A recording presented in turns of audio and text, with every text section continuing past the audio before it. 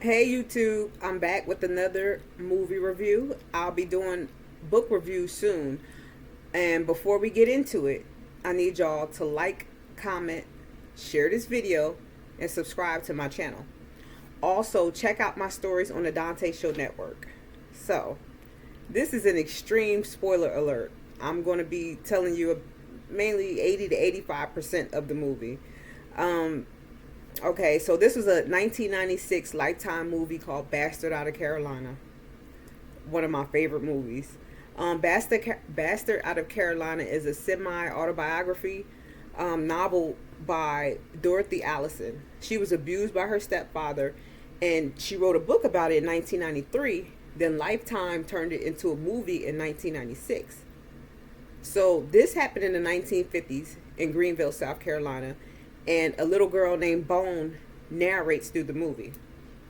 So Bone has a mother named Annie Boatwright, who was 15 when she had Bone and is the youngest of the siblings.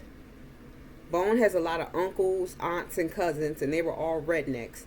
And people just looked at them like they were trash. So the family didn't have much, but they all loved each other and they were like close knit. Okay, so one day Annie was in the back of the car asleep and she was pregnant while her siblings were up front, drinking and driving down the road. So they crashed into the back of a truck and Annie flew out the window. So no one died, but Annie was in a coma and they had to take her to the hospital. When she got there, they had to take the baby out of her. So while Annie was in a coma, someone had to name the baby and get the birth certificate. Her sister Ruth named the baby Ruth Ann, and Uncle Earl gave her the nickname Bone because she was so skinny. Since Annie wasn't married and her mother refused to tell the courthouse who the father was, the birth certificate was illegitimate, which labeled Bone as a bastard in the state of Carolina. So when Annie woke up a few days later, she was mad that Bones was labeled as a bastard. So Annie was just like really set on getting Bones' birth certificate right because she didn't want anybody to look at Bones as trash. Annie worked at a diner while the family will watch Bones, and Bones' uncle Earl will always have Bones with them. So one day Annie, her sister Ruth, and her brother Earl went to the courthouse so they could fix Bones' birth certificate. So Earl was saying, yeah, I know I'm her uncle, but I could pretend like I'm your husband. And Ruth said, with all the deputies and sheriffs hanging around and you're fresh out of the county for shooting up your brother-in-law's car up, you think they're not going to know who you are? And see, Earl was crazy and violent, so the police knew him. So he didn't go in, but Ruth went inside the courtroom with Annie and they tried to trick the clerk into changing the illegitimate label on the birth certificate to certified. So he smiled and then he put another stamp on it and it said not certified. So they were mad about that, and Ruth actually swung on him. I didn't see that part, but they was talking about it when she got out the courtroom. Okay, so Annie finds a new man named Lyle, falls in love, and wants to get married. Lyle asks Mama for Annie's hand in marriage, and then her mama likes him, so she said yes. Lyle was a good man. He loved Bones a lot, and Bones loved him. Lyle got Annie pregnant with the little girl that they named Reese, and they were like just a happy family. So one day, Lyle was driving his truck to work, and it started raining. When he was turning the corner, it flipped over, and he got into an accident and died. At Lyle's funeral, his mother went over to Annie and said, "My son worked two jobs for you. He wouldn't have died on the road like that if it hadn't been for you." So years go by and Annie was still single until Earl hooked her up with his friend Glen Wadell and they got married. So Bones had a bad feeling about Glen, and Annie's mama didn't like Glen either, nor did she like the Waddell family. And she was telling Annie something ain't right with him. He can't keep a job. Earl said Glen got a bad temper, and his own brother didn't even want to be the best man at his wedding. But Annie didn't want to hear that. So Earl was starting to doubt Glen too, and the people around Earl was saying that they don't trust him. So time goes on. Annie got pregnant again. This would be the third time, and now it's time for Annie to deliver. She was inside the hospital about to give birth, and Glen sat outside in the car while Bones and Reese were in the back seat asleep. So Glen woke Bones up, started talking to her, and told her to come to the front seat. Then he made her sit in his lap.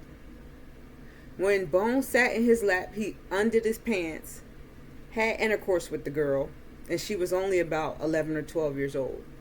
Then when he was done, he like pushed her off of his lap like that and told her to get in the back seat. So Bones was crying, and then she got in the back seat. She eventually went to sleep, and then in the morning, Glen came back to the car and he was crying because Annie finally gave him the boy that he wanted, but the baby was a stillborn. So they had a funeral for the baby. Then later on that night, he announced to Annie's family that he was moving Annie out of their house, and the sisters were mad because they said, no, that's too far to take her away from us.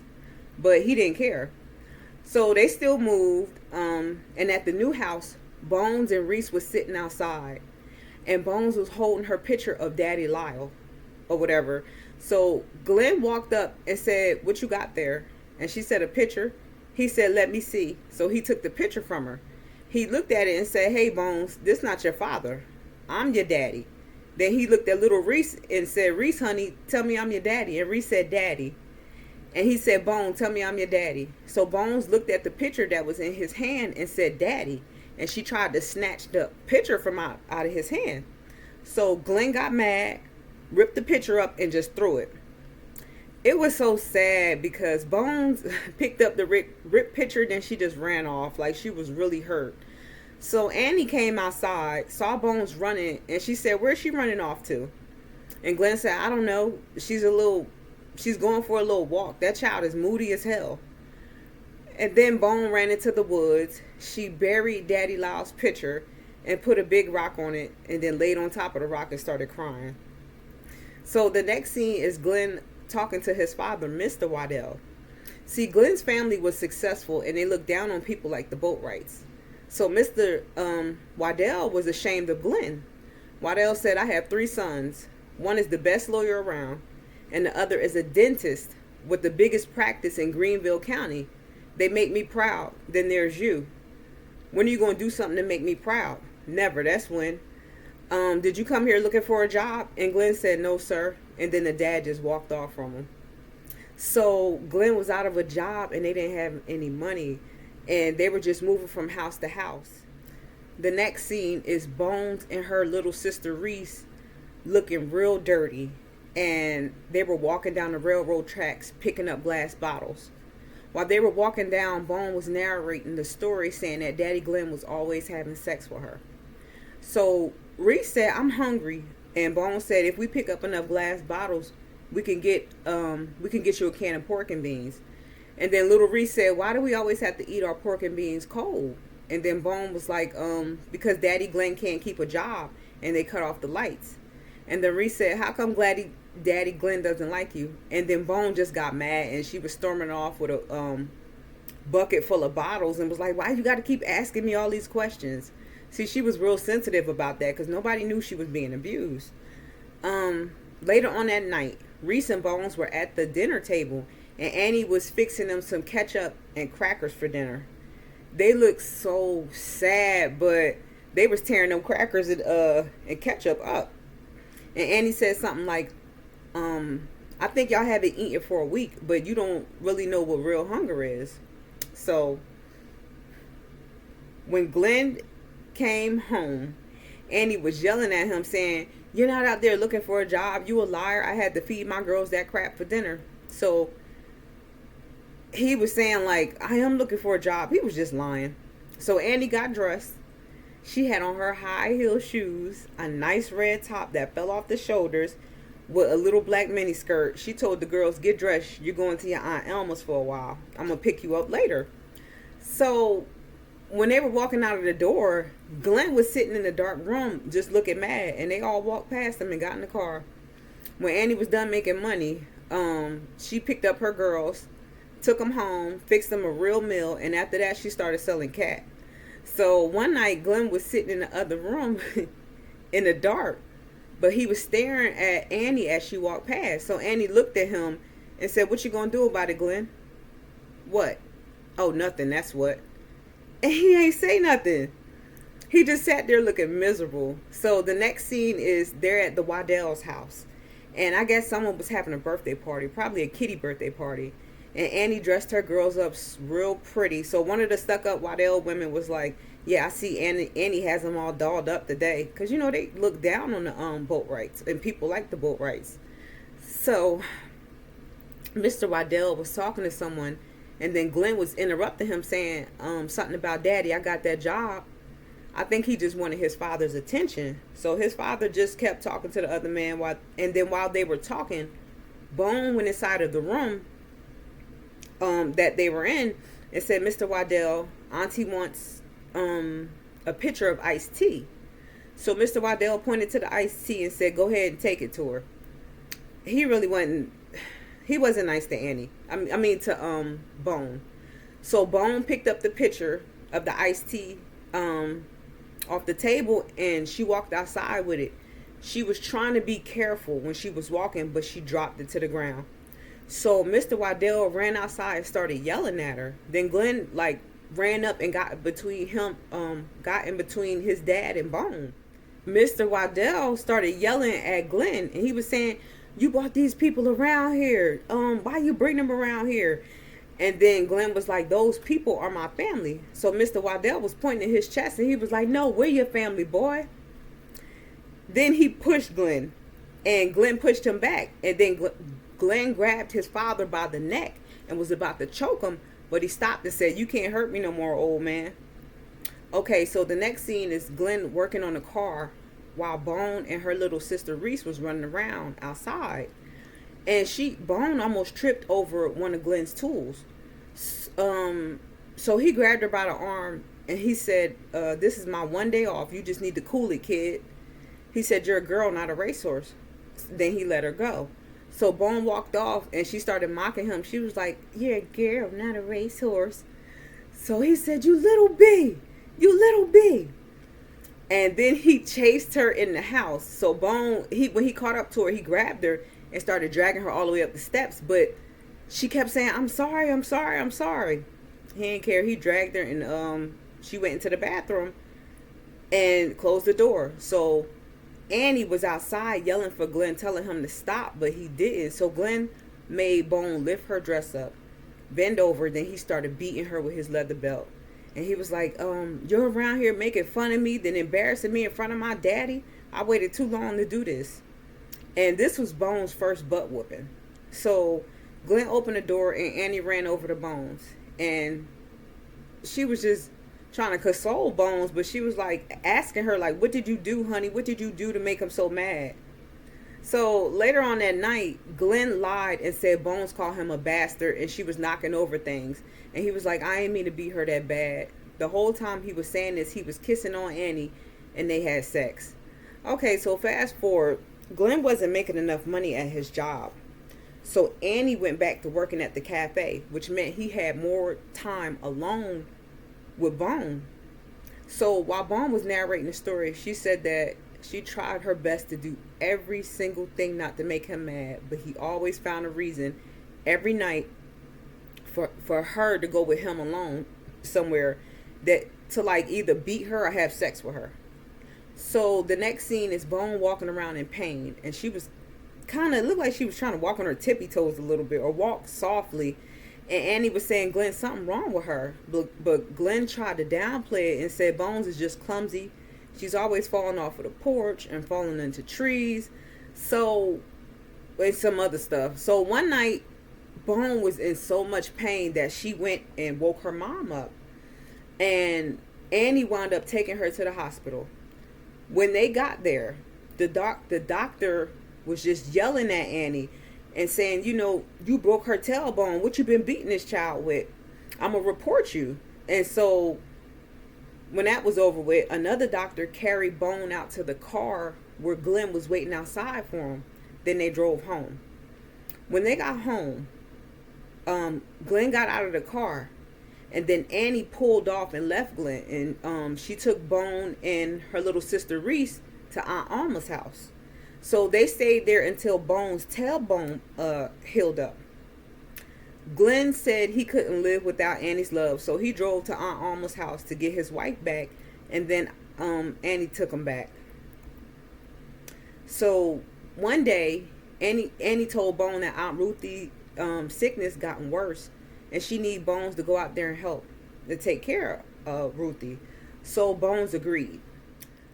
Bone loved her Aunt Ruthie. She had a good time at her house. Like, they would sing, talk, and just enjoy each other.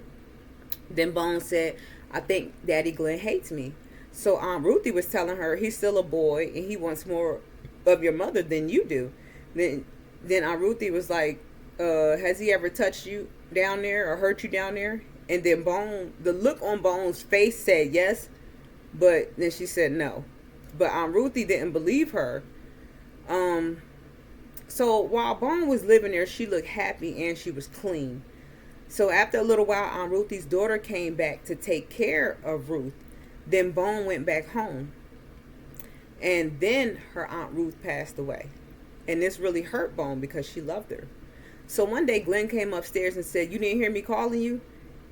Your mom need help downstairs. And she said, I didn't hear you. And then he said, I've been calling you for 5 minutes. She said, I didn't hear you. So he just grabbed her by the arm and said, don't you sass me. You live in my house. You think just because your aunt died, you could talk to me like that? Then, so after he grabbed her by the arm, he started pulling her to the bathroom. But it really wasn't that serious. Like, he just wanted to beat on her. He really liked beating on this girl.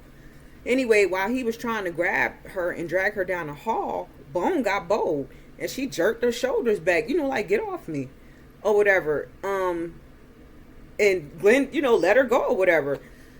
And she was like, get off me. I got this. I know the routine. I don't need your help. And then she started strutting to the bathroom like Bone had a new walk about her. I guess she was getting stronger. So, and her mom did a half-ass job of trying to stop Glen from going into the bathroom to beat that girl. You should have seen that little half-ass fight she gave Glen. She didn't even really give him a fight. So, Bone went in the bathroom. She knew the routine, lifted her dress up, held the sink, and waited for her beating. The next scene is when they were at Aunt Ruthie's wake. I'm smiling because my favorite part is down here. A lot of family and friends were there. So Bone was walking around and it looked like she was limping a little bit. Uncle Earl saw her and I guess maybe he didn't notice it, but he called Bone over and said, here, drink to your Aunt Ruthie. He said, but don't tell your mama. Then he gave Bone some moonshine and Bone was drunk.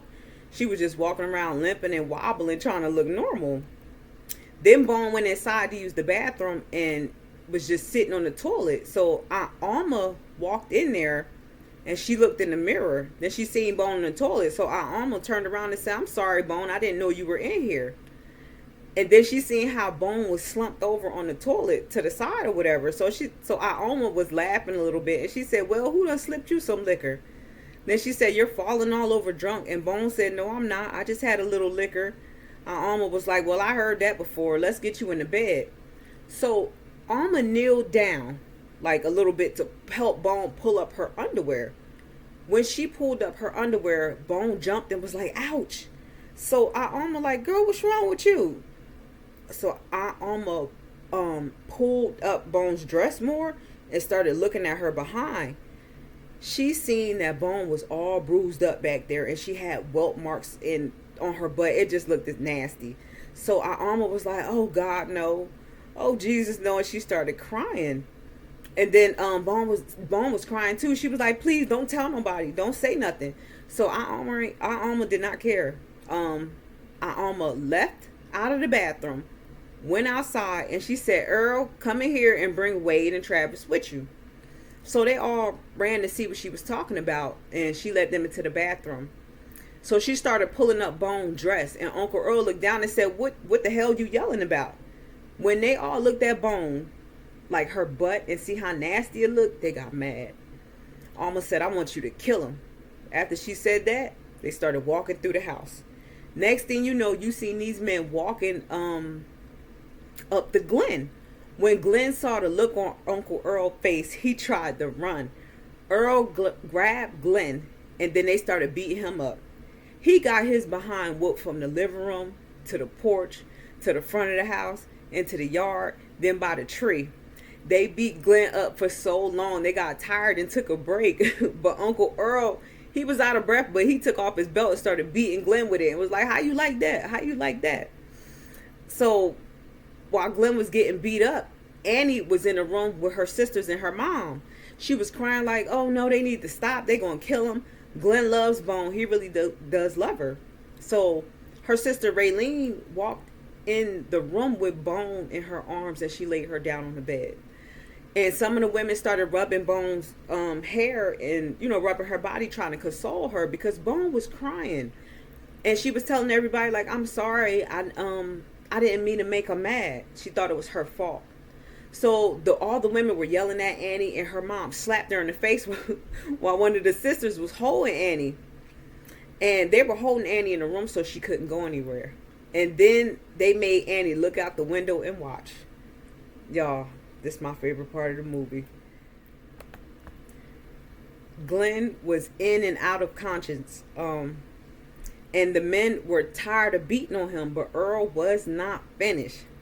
Earl just started barking orders. He was like, set him up. So they knew what to do. So they, two men got on one side of him, two men got on the other side of him, and they started holding Glen up. And then Earl was like, turn him around. They turned him around. He said, get him on his knees. Got him on his knees. Oh my goodness. Uncle Earl had on them hard behind church shoes, and he started skipping back a few yards. Then he jogged forward towards Glen. When Earl got closer, they let go of Glen's body, but before Glen could fall forward to the ground, Earl Punt kicked his ass in the face and knocked him backwards. I really like Uncle Earl. Anyway, Uncle Earl was crazy because the police were at the wake, but Earl still beat up Glen in front of everybody. He didn't care. Shout out to all the Uncle Earls of the world. And I feel like you either had to go through what she was going through or really enjoyed the movie to appreciate that scene. Anyway, so after this, Bone was living with her Aunt Raylene, and Uncle Earl was always around. So one day, her Aunt Alma was going through something with her husband, and she just started talking crazy. So the family got together to make sure she was good, and Annie decided that she was going to stay with Aunt Alma for a little bit. Annie saw Bone, and she told her, come here. And they started talking. She was telling Bone, I'm going to be staying here at Aunt Alma's. Do you want to stay here with me? And Bone said no. Then she asked Bone if she want to come back home. So Bone said no. I'm going to stay with Aunt Raylene. You go back to Daddy Glen. I know you love him. And then she left out the room. Then Annie started crying, but she didn't chase after her.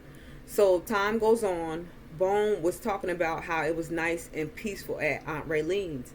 And then you see Earl around there all the time. So one day Bone was alone at Aunt Raylene's in a yard playing with some puppies. And then Glen pulled up. And Bone got real scared. So he asked, where's Annie and Raylene at? So Bone told them where everybody was. Then he said, go get me some iced tea. So she went to go get him some iced tea. And then he stepped up on the porch and was by the door by the time she got back with his glass of tea. And this scared her. So he got close to her and was saying, you got bigger. You're going to be dating pretty soon, breaking somebody's heart. I talked to Annie and she said she's not coming home unless you come home. I need you to tell her that everything's going to be all right. And I need you to tell her that we're going to be together again as a family.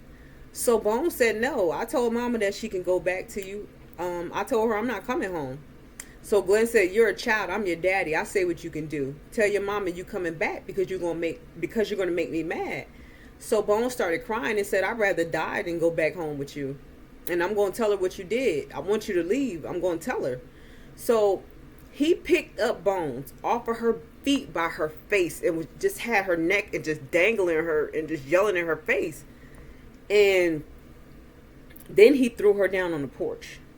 Then he grabbed her again by her face and just started slinging her on the porch and yelling at her. This whole time her body's slinging, but he got her face in his hand.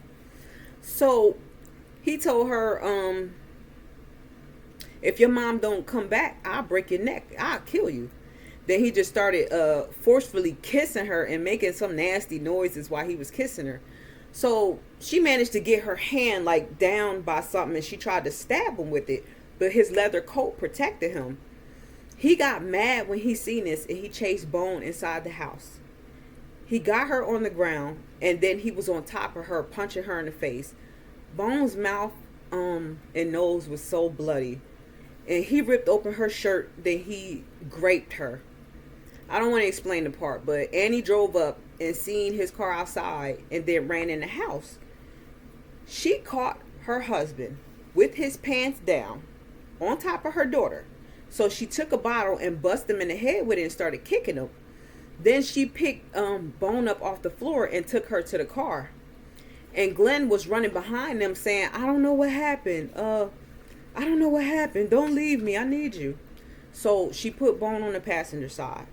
Annie was on the driver's side. Then she started up the car. Glenn caught up to him. He got on his knees, held the door or whatever, and then he started banging his head on the door. And he was like, I can't live without you. Kill me. Kill me. And like I said, Annie had the car started up. And Bone looked bad when she was on the passenger side. She was all bloodied up and crazy looking. And it was just, it just was crazy. So what Annie did was, Annie started crying, saying, oh God, oh God. Then she took her left hand, put it outside the window, reached down, and started rubbing her fingers through Glenn's hair. That got to me. Ugh. But anyway, in the next scene, Bone was at the hospital with her arm in a sling, a cast and in a sling. And the police were like questioning her about who did it, and she didn't want to tell them. So Auntie Raylene already knew who it was, and then she took her home, and she was telling Bone like, no woman should have to choose between her husband and her child. And Bone said, I hate her. Then time goes by, and Bone's arm is healed up. And one night, Aunt Raylene, Uncle Earl, and Bones were all sitting by the fire just enjoying each other's company. But Annie pulled up. And when she did, Uncle Earl looked at her evil, and he was like, hey, Annie. And she said, hey, Earl. And then he just stood there. He wouldn't move. So Bone looked up, and she said, I'm okay, Uncle Earl. Like, she already know I get Uncle Earl on you. So Uncle Earl walked off. And Raylene ain't say nothing to her. She just looked at her like she was disgusting, and she walked off. So now it's just Bone and Annie. So Annie started apologizing to Bone. Then they hugged. Annie gave Bone an envelope, and then she left. Bone opened the envelope, and it was her new birth certificate. Ruth Ann Bones Boatwright was no longer a bastard out of Carolina. She closed her eyes and said, I love you, Mama. And then it ends. So I love this movie. And it was sad because in reality, this is what a lot of children go through. And it just seemed like Bone could never catch a break. She was catching hell left and right. So I didn't break down the full movie. I didn't give you detail for detail, but she was catching a lot of hell. And I heard the book gets more into detail what was going on, so I'm gonna read that pretty soon. And I'll do a review on it. But on a scale of 1 to 10, I give it a 9. The reason why is because when Earl football kicked Glenn in the face, I think Annie should have been right there getting hers next. So that's why I gave it a 9. Still one of my favorite movies though. And one thing is over many years, I have become desensitized to a lot. So I can watch blood and violence and gory stuff, even while I'm eating. And I didn't flinch when he was beating Bone. But no matter how many times I watched this movie over the past 2 decades, I still cringe at the sex scene. And I have to turn my head or mute it, and then I just don't want to hear it. So that's just a warning to you, if you can't handle stuff like that. But don't let that stop you from watching this movie. That's just my opinion. I still think it was a good movie to watch. So y'all let me know what you think. Comment, share the video, and subscribe to my channel.